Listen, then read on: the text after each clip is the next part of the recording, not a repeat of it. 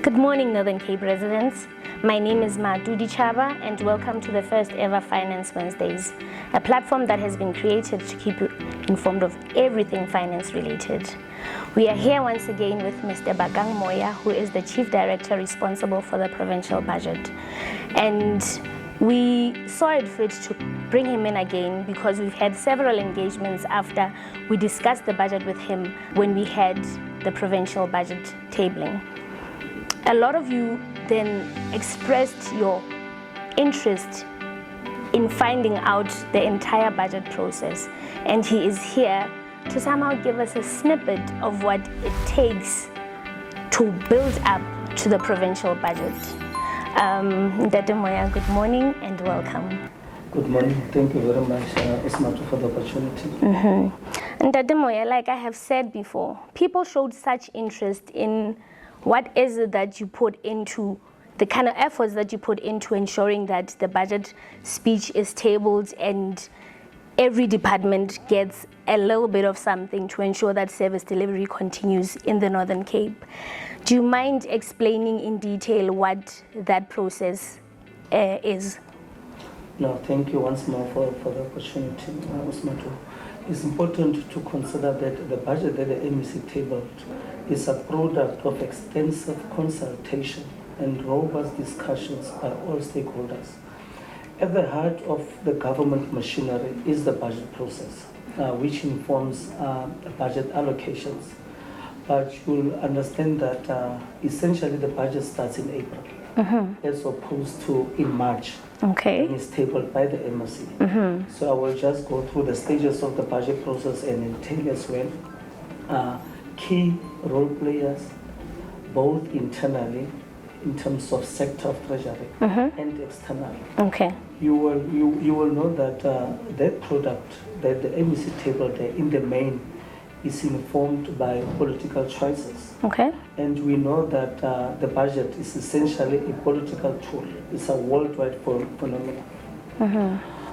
You'll also understand that we've got limited resources, but obviously the expectations are huge in terms of the public, and that is quite understandable given the amount of backlogs in infrastructure, services, and everything that is expected of the government. So trade-offs is key in the decision making. So the question might be, why did you not allocate for a particular priority as opposed to something that is equally important in a particular department? Like I'm saying, when we go to the Treasury Committee, which is a substructure that advises the executive committee, we then package what we think as at the administrative level should have consideration to be funded. But given the limitation on the budget, and then the Executive Council will obviously apply its mind, and that is part of their oversight in terms of the budget process. So around April to June, that's essentially when we start the preparation of the budget. That will only be tabled the following year in March. So talking about the next budget, that will be tabled by the MEC in 2027. That process starts in earnest. In other words, that process will start now in April. Just to give you a summation of what will happen in the various stages of the budget process, it's essentially divided into 4 quarters, which will be April, not the academic year, the financial year. Yes. From April to June, July, we will then assess the baselines, and then National Treasury will give us what we refer to as preliminary allocation letters. And you know that as government, we budget over 3 years. So these preliminary allocation letters will allow us as Treasury to provide baselines to all departments, which will then include 28-29. In other words, the first year of the MTF now is no longer 25-26. When the MEC tables next year, the first year of the new MTF would then be 2026-27, which means the outer year then is the other 2 years, which will lead us to 26, 27, 27, 28, 28, 29. So there's a system of budgeting that we use in South Africa. It's called the medium term expenditure framework, which is a 3-year budget rolling cycle. And why is it important to emphasize on this point is that the allocations must allow for certainty. As departments plan, they need to have a good sense of what is included in their baseline for the coming 3 years. Okay. Which means that you know that after the MEC has tabled in the legislature, that will be followed by vote speeches by various MECs.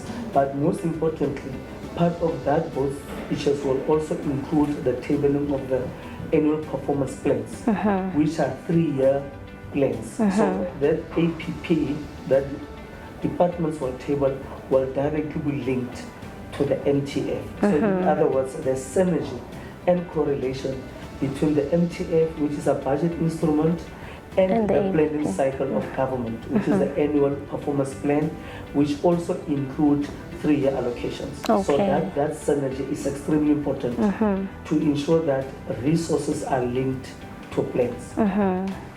Now, having said that, one of the key events that happen in the first quarter, it's what we refer to as a budget guideline.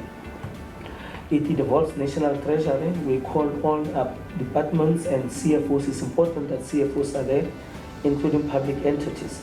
So we will essentially lay a foundation in the first quarter as to what to expect throughout the financial year.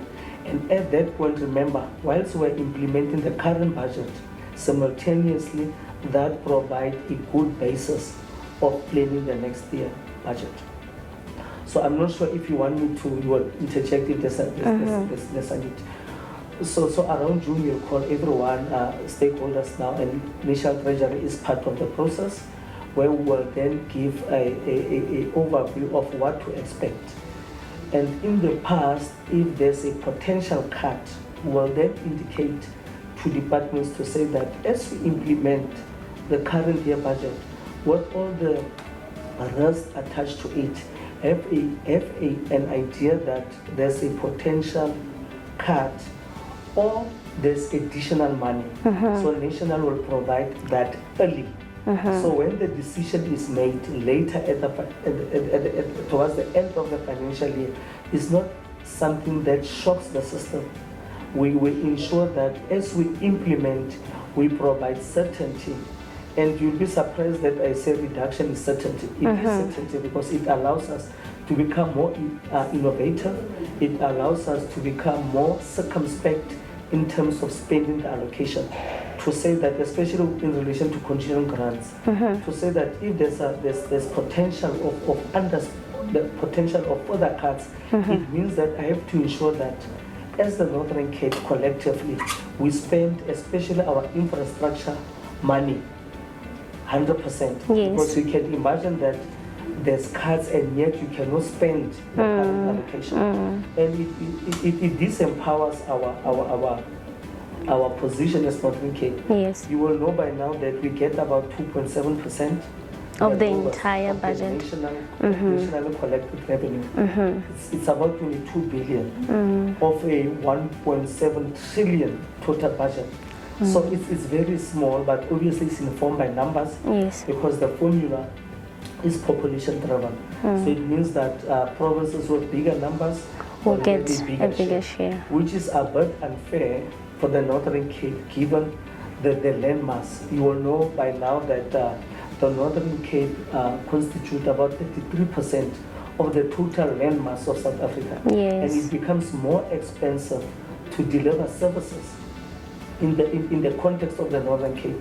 Just to bring it more closer to home, if you were to build a clinic in Namakwa, and you build a similar design of a clinic anywhere without mentioning any particular province, you are likely to spend less anywhere in South Africa. Because with us, the fact that we have to get the bricks, the cement, is already a cost before you start building that infrastructure. So the resources would be coming outside the province, and that is also an issue. Yes, that is an issue. So it's something that we have engaged National Treasury to consider in the equitable share formula, because as I'm saying, it's numbers driven. So we are hoping that as part of the current review, they will also consider distance as a factor when they allocate to the provincial equitable share, because currently, by and large, the equitable share is informed by numbers. Your Gauteng, your Western Cape, all these bigger provinces, that's a lot. But it is important to consider that whilst we don't have the numbers, there's an issue of distance, which is a cost driver of delivering services in the Northern Cape. And Tatemoya, as you were speaking, something came to mind. You talk about reductions and potential additions to the budget. Is this the same process that is used to somehow get a feel of where the departments are mid-year in order to then determine which departments are going to get additional allocations at the time for the provincial adjustment? Yeah, thank you very much.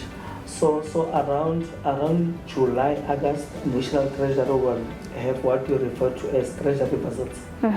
So the IGR division within the National Treasury will visit all provinces, and you are correct, part of the consideration as part of that process is to look at spending trends up to July, August. Those trends, the National Treasury will consolidate the report, and that report will then serve at the Budget Council. You know, the Budget Council is a structure that is constituted in terms of the Constitution, where the Minister is the chairperson of the Budget Council, but it involves all 9 provincial MECs of finance. So that report that will be compiled by National Treasury will include what are the key risks that are part of the spending patterns, and then the recommendations will obviously follow at the time that we get to the process of the adjustment. But a lot of engagements happen.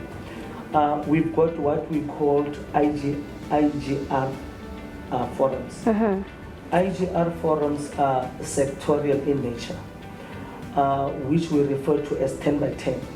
So the process leading to the adjustment, for example, health.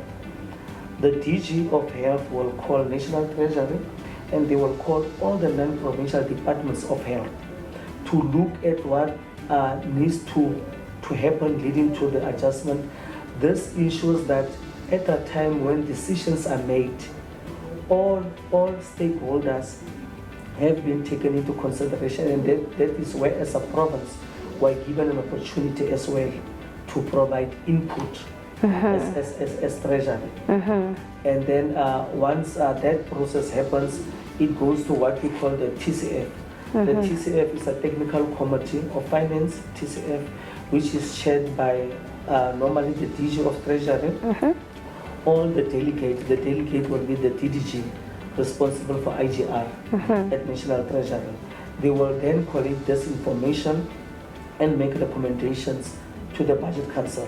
So essentially, the Budget Council will then consider the information, and then the Minister will go to what we refer to as the MUNCOMBAT, which is the Minister's Committee on the Budget. So once the Minister has presented his proposals, they go to MUNCOMBAT. MUNCOMBAT will consider the proposals, and if there's a need to do that, do the necessary subtraction if they have to do that in consultation with the Minister. So at the time that the Minister takes the proposals to Cabinet, you can see that proposal actually started at the provincial level. It started at the provincial level with departments. It went to a sector, which will be the Department of Health, where it includes everyone across the country, both national health and provincial health. And what is important, perhaps, in terms of the sector approach. If all departments have got a sector, so you would want their Coxstar sector, education sector. It is to ensure that we are a unitary state. It is to ensure that whatever gets funded is not a provincial specific preference, but it's a priority that informs the developmental trajectory of South Africa, because essentially these priorities are agreed upon at a national level. We are functionaries at that level, and we have to align with what has been agreed as a country. You will know that after the election, there's a government of national unity, and I'm sure you would have seen that there are priorities that have been set already at a national level. We cannot, as Northern Cape, to be seen to be going to the other direction when, as a country, the GNU has agreed on 5 priorities: inclusive growth, unemployment, dealing with the impact of a high cost of living. So those fundamentally, those are the priorities that must guide the developmental agenda of the country. So at the level of the sector, the sector will make sure that whatever goes to national treasury is in line with where the country is moving towards. So that is very important. So at the provincial level, we've got what we refer to as a treasury committee, which is a similar structure that represents the non-combat at the national level. So we will then have engagements with all departments, bring the MEC. The MEC will provide the necessary political guidance and input in the process. We then go to the Treasury Committee, which is basically your non-combat at the provincial level.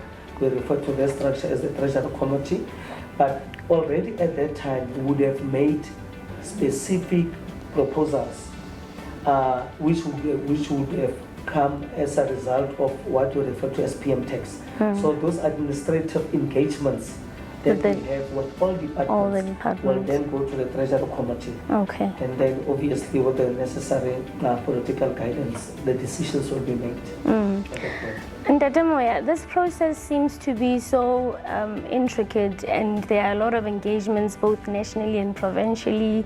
It's the departments, it's the minister, and everybody who is involved.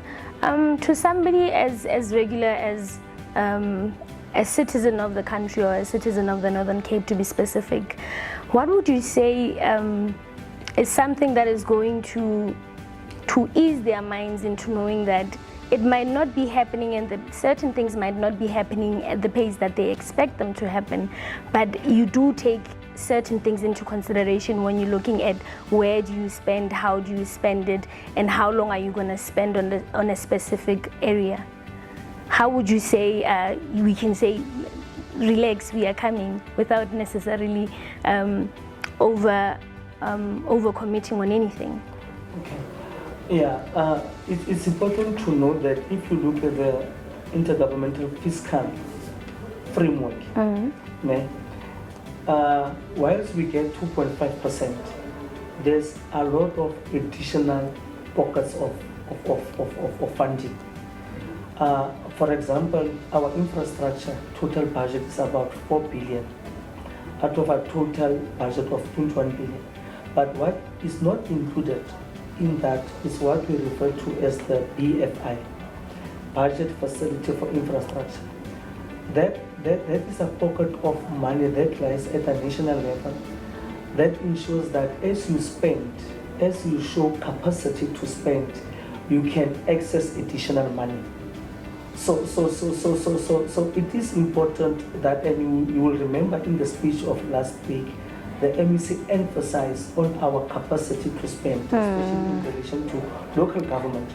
Because then how do we go to the national treasury to say that we need more money when you're not spending? Yes, so it's something that is close to the heart of the MEC. The Premier has committed. We have actually provided a small amount to sort of increase our capacity as well, technical, so that we ensure that we assist municipalities. So if we talk about what is it that we will ask the community at large, it will always be in relation to infrastructure, because infrastructure is at the heart of the community. Yes, it's that true. Road, that leaking pipe, but it's important to understand that we need to spend as a province so that we get additional money. So we are putting system in place. We are ensuring that we are also improving our monitoring capacity so that we are not reactive. We are returning about 95 million now, and it's too late for us to sort of intervene. It's too late to say to the MEC and the Premier, please intervene.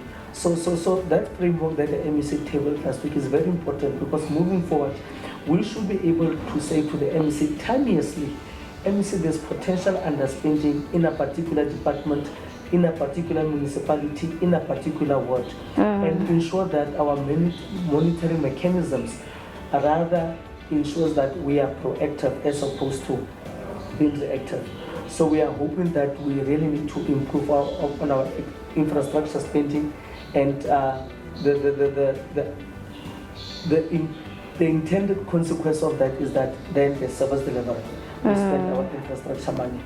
So I would say with regard to other areas other than infrastructure, we're doing relatively well. Okay. And as a province, you will be happy to know that we have not returned a single cent to National Treasury as a result of post-spending. Okay. In the main, our main challenge is with regard to local government, okay, where we are lacking a bit. Hence our focus now to try and assist municipalities to spend on infrastructure. We over the past 3-4 years we have spent about 14 billion, all of it on our infrastructure spending.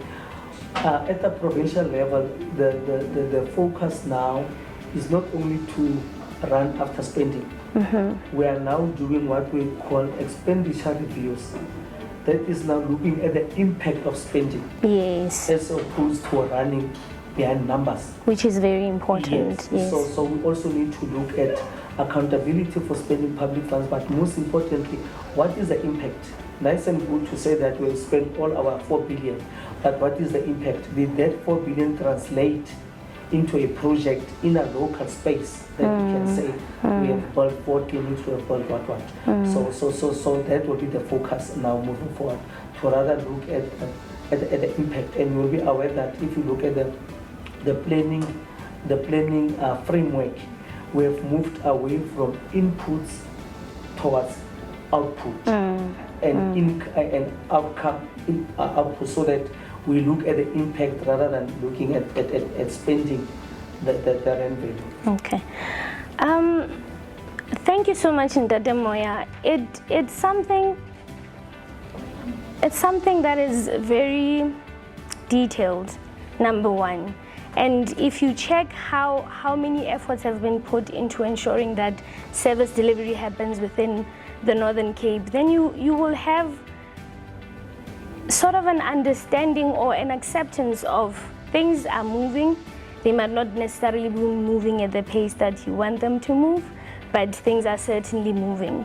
And Ndade Moya, I'm just going to allow you to have like your final parting words to our viewers. Is there anything specific that you're looking at saying to them?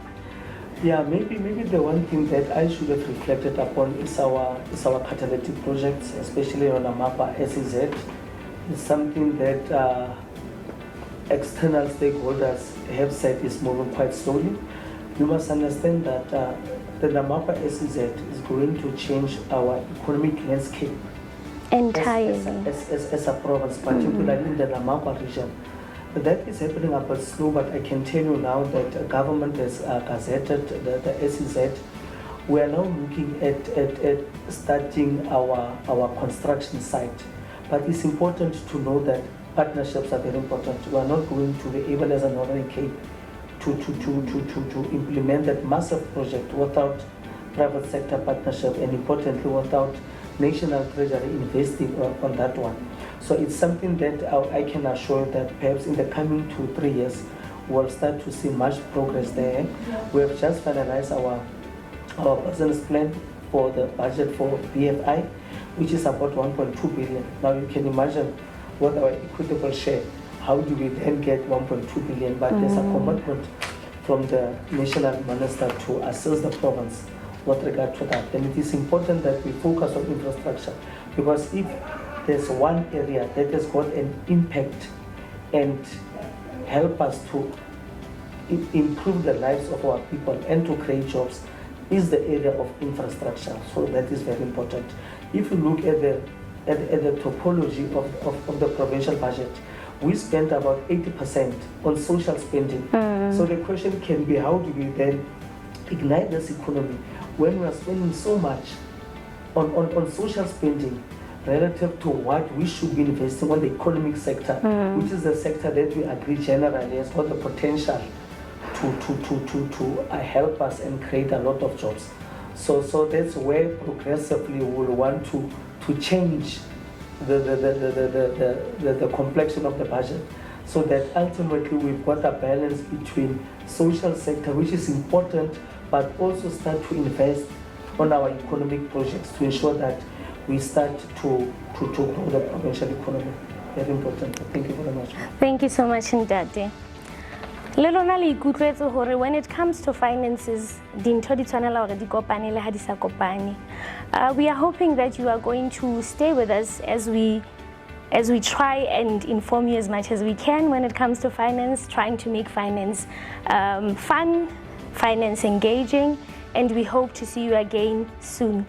Kinna Matudi Chaba, Danki Hangwi, Danki Havedi, Danki Harar. Ciao, ciao.